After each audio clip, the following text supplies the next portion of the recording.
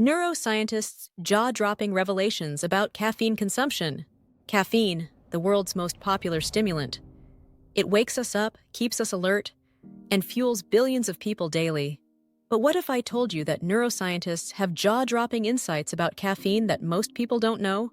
From its effects on your brain chemistry to shocking myths about addiction, sleep, and mental performance, let's dive into what science really says about caffeine. What happens in your brain when you drink caffeine? The moment you take a sip of coffee, tea, or an energy drink, caffeine gets absorbed into your bloodstream within minutes. Step 1. Blocking adenosine. Caffeine mimics adenosine, a neurotransmitter responsible for making you feel sleepy. Normally, adenosine builds up throughout the day, telling your brain it's time to rest. But caffeine blocks adenosine receptors, tricking your brain into feeling alert instead of tired. Step 2.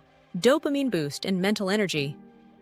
By blocking adenosine, caffeine also increases dopamine levels, the brain's feel-good chemical. This is why caffeine makes you feel energized, happy, and focused. Step 3. Increased neural firing. Since caffeine blocks adenosine, your brain activity ramps up, causing the pituitary gland to signal the adrenal glands to release adrenaline, your fight or flight hormone. The result? More energy, faster reaction times, and heightened focus. But here's the catch. This fake energy boost comes at a cost. Since caffeine doesn't actually create new energy, your body borrows energy from later, which is why you might crash when the effect wears off. The surprising missing benefits of caffeine. Most people think of caffeine as just an energy booster, but neuroscientists have discovered some surprising benefits. Caffeine improves. Memory studies show caffeine enhances short-term memory and recall speed. It can even help prevent cognitive decline in older adults. Caffeine may protect against Alzheimer's and Parkinson's. Long-term caffeine consumption has been linked to a lower risk of neurodegenerative diseases like Alzheimer's and Parkinson's. Boosts fat burning and physical performance. Caffeine increases metabolism and fat oxidation, making it a powerful pre-workout stimulant for athletes. May improve mood and reduce depression. Since caffeine boosts dopamine and serotonin, it can help with mood regulation and may reduce the risk of depression. The shocking downsides of caffeine. But before you go chugging more coffee, here's what neuroscientists warn about excessive caffeine use. Caffeine addiction is real. Although caffeine isn't as addictive as hard drugs, it does cause physical dependence. Over time, your brain creates more adenosine receptors, meaning you need more caffeine just to feel normal. Caffeine and sleep, the hidden danger.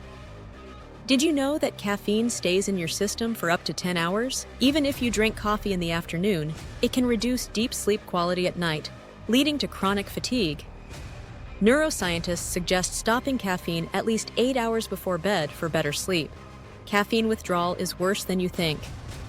If you've ever tried quitting caffeine, you probably felt severe headaches, irritability and mood swings, brain fog and extreme fatigue. That's because your brain is temporarily overloaded with adenosine, making you feel worse than before. The hidden truth about energy drinks and high caffeine intake. Neuroscientists warn that energy drinks and super high caffeine levels can be dangerous. Too much caffeine can cause anxiety and panic attacks, heart palpitations and high blood pressure, severe insomnia, adrenal burnout, and chronic fatigue. Some energy drinks contain 200-300 milliliters of caffeine in one can, which is equivalent to 4 cups of coffee. The science-backed safe limit.